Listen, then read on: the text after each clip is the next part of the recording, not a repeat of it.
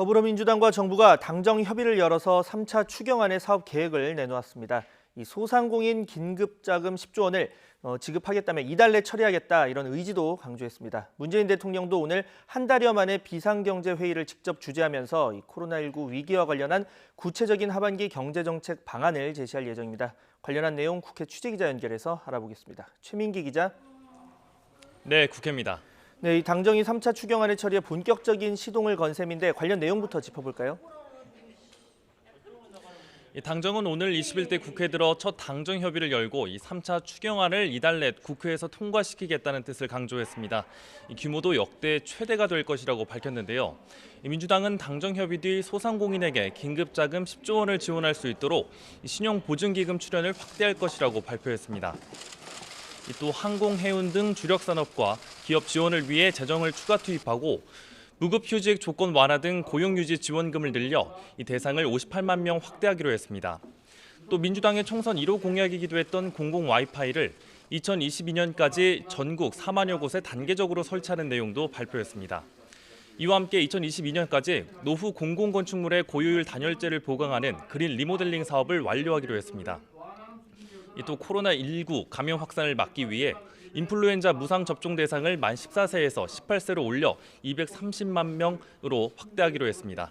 이 당정은 추경 처리 후 3개월 안으로 추경 금액의 75%가 집행되도록 하겠다는 방침입니다. 네, 문재인 대통령도 이와 관련해서 오늘 오후 비상경제회의를 주재하죠. 네, 그렇습니다. 문재인 대통령은 오늘 오후 2시 청와대에서 비상경제회의를 주재합니다. 문 대통령이 직접 주재하는 비상경제회의는 지난 4월 말 이후 40일 만입니다.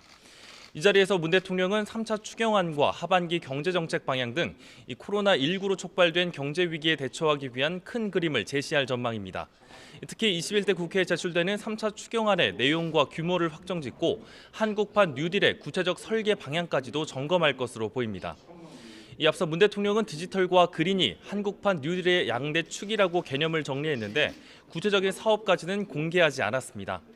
이 3차 추경안은 21대 국회 개원과 관계없이 국무회의 의결을 거쳐 제출될 계획인 가운데 문 대통령은 추경안의 조속한 통과도 당부할 예정입니다.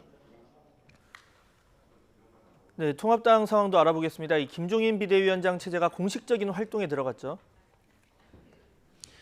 네, 김종인 비상대책위원회는 오전 현충원 참배를 시작으로 오늘부터 공식 행보를 시작했습니다. 이 자리엔 주호영 원내대표를 포함한 원내 지도부와 비대위원들 모두가 동행했습니다.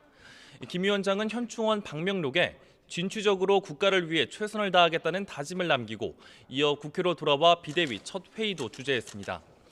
이 자리에서 김 위원장은 통합당은 진취적인 정당이 될 것이라며 정책 측면에서도 선도적 역할을 하겠다고 밝혔습니다.